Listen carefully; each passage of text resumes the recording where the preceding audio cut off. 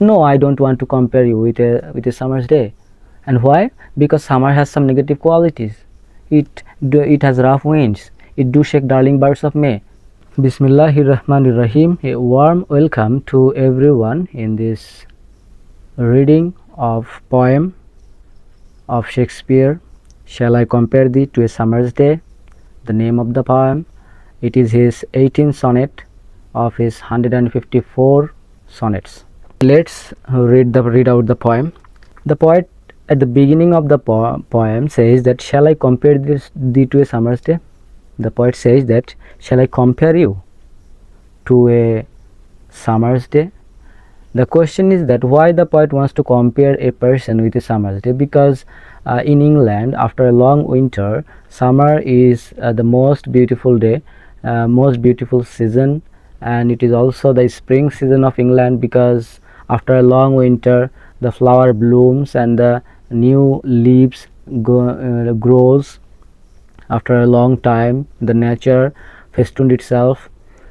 So the poet at the beginning line tries to compare his friend, one of his friend, to a beautiful summer day, and ask him, shall I compare thee to a summer's day?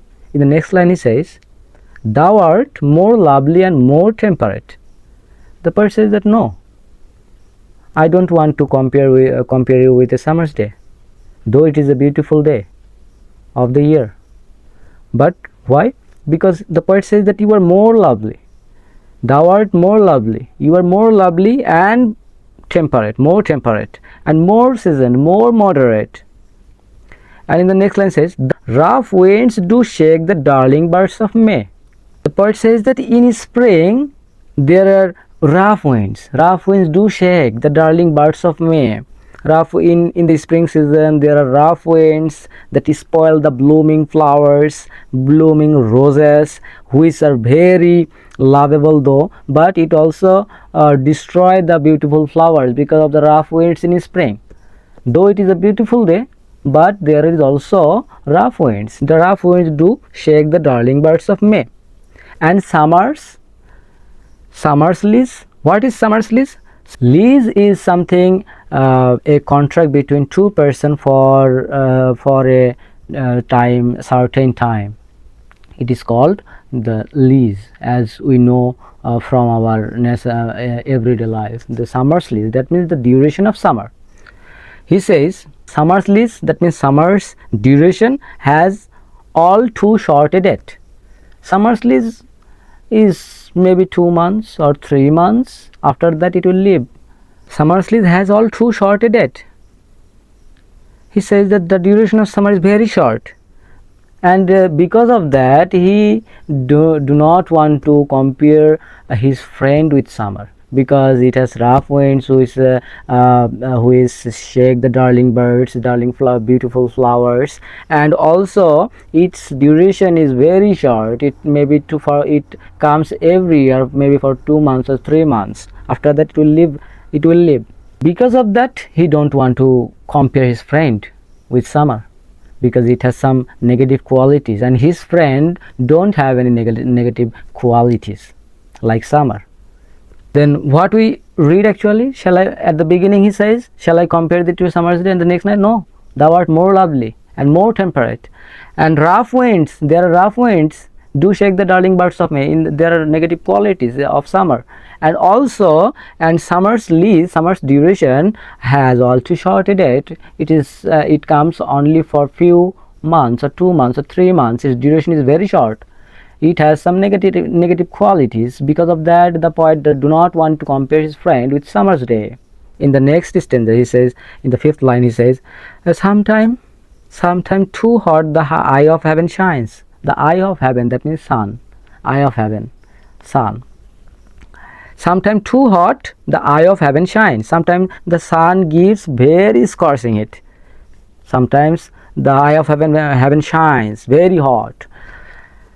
And often is his gold complexion dimmed. Sometimes the sun becomes dusky, maybe due to the cloudy sky. Sometimes it is very hot, and sometimes the cloud covers the sun, and because of this the sun, the light of the sun dimmed, and every fair from fair sometime decline. He says that all the beautiful things of the world, every fear from fear sometime declines. All the beautiful things sometime destroyed. All the beautiful things on the earth are subject to change. Actually, they they lose their beauty. All the beautiful things lose their beauty on earth by chance, and all these beautiful things changed by chance, accidentally, or nature changing course untrimmed. They lose beauty sometimes accidentally or sometimes naturally, by the law of nature, by the law of the universe, because nature's law is it destroys everything naturally in course of its time. After 2 months or 3 months the summer's duration is over. After or if a rose blooms, then after a certain period it loses its beauty. It and in the leaves of the trees fall after a certain period. So every beautiful things loses its beauty. Every fair from fair sometime declines. Why? Because accidentally, by chance, or nature changing course untrimmed.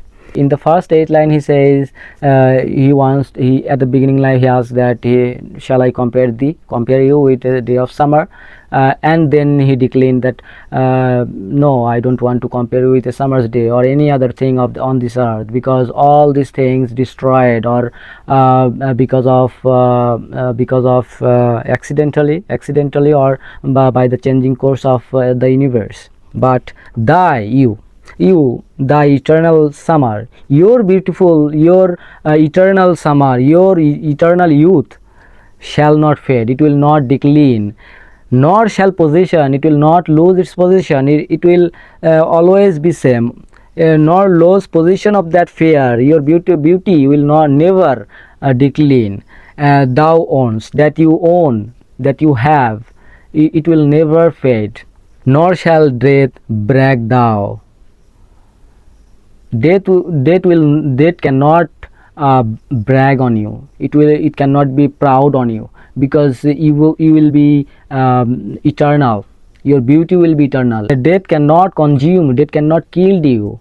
Nor shall death brag thou wanderest in his shade. Death cannot kill you.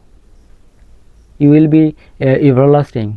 You will live forever. The question is now in our mind that how death cannot kill him. Every person on this earth has to taste death. So how can a person be live forever? He says, when in eternal lines to time thou growest, when this line I have written for you, you will live. So he says that will not be able to kill you and take you to the underworld.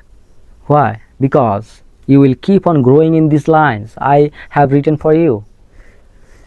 He says the eternal couplet here: so long as man can breathe or eyes can see, so long lives this, and this gives life to thee. He says, as long as man lives on the earth, this verse will keep you alive.